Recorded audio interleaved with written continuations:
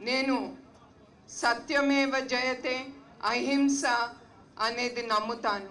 ఆ సత్యమేవ జయతే అనే నమ్మి నేను ఈ దీక్షలో ఇవాళ నేను కూర్చున్నాను.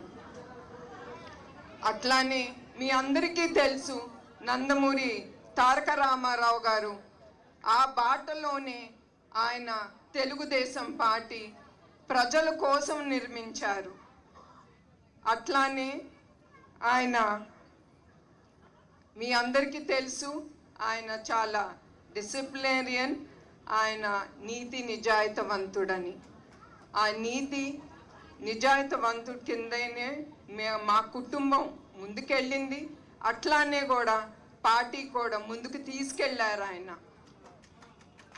నేను చాలా గర్వంగా చెప్తాను, ఏనాడు మా కుటుంబం పైన ఒక కేసు, కరప్షన్ కేసు కానీ ఏ కేసు కానీ మా మీద పెట్టలేదు. అది ఎందుకంటారు, అది ఆయన మాకు నందమూరి తారక రామారావు గారు మాకు నేర్పించిన క్రమశిక్షణ.